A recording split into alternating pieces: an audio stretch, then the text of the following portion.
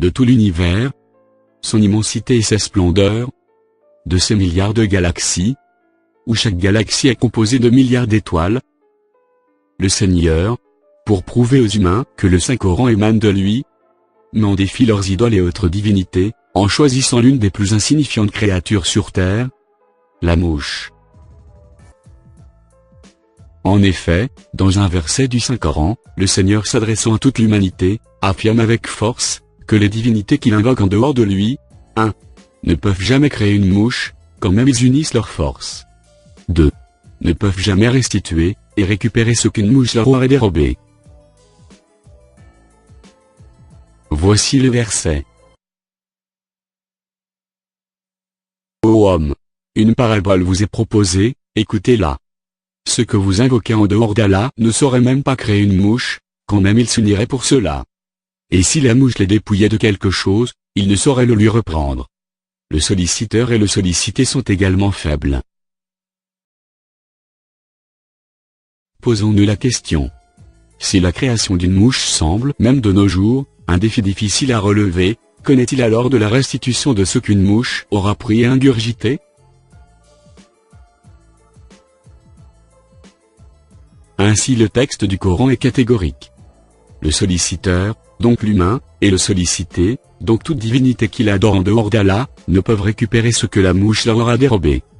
En fait, nous avons devant nous un signe du Seigneur, prouvant que le Coran qui date du 7e siècle, ne peut être l'œuvre d'un être humain. Pourquoi donc cette information sur la mouche est un signe de Dieu? Parce que, concernant la mouche, les scientifiques ont découvert quelque chose d'exceptionnel. La mouche crache sa salive sur la nourriture, pour la digérer grâce à une enzyme. Puis après sa décomposition et liquéfaction, cette nourriture est aspirée par la trompe et envoyée vers l'estomac. Cette décomposition de la nourriture, avant son ingurgitation par la mouche, rend nulle toute tentative de récupération, dès que cette nourriture est aspirée par la trompe. Ainsi, quand la mouche ingurgite un aliment, il a déjà été décomposé et donc tout à fait irrécupérable.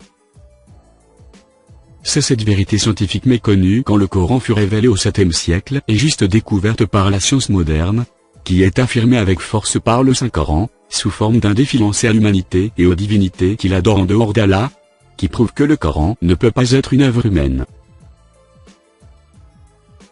Mais quelqu'un serait peut-être tenté de dire qu'on ne peut pas restituer ce qu'une mouche nous prend car la mouche est petite. Elle est tellement petite qu'il est difficile pour nous de reprendre ce qu'elle a pris. En fait, ce ne peut être une question de petitesse, sinon le Coran aurait choisi pour exemple le moustique, puisque le moustique est en général considérablement plus petit que la mouche. Et aujourd'hui, grâce à la nanotechnologie, on peut aisément récupérer ce qu'un moustique aura sucé et le défi serait ainsi relevé. Mais le Coran n'a pas choisi le moustique, et a choisi la mouche, à laquelle personne ne peut récupérer ce qu'elle ingurgite, exactement comme affirmé par le Coran haut et fort. En conclusion, il est clair que cela n'est pas un fait du hasard, mais plutôt un signe du Seigneur, prouvant que ce Coran ne peut être l'œuvre d'humains, qui au 7e siècle, n'avait aucune idée de cette subtilité de la digestion chez la mouche.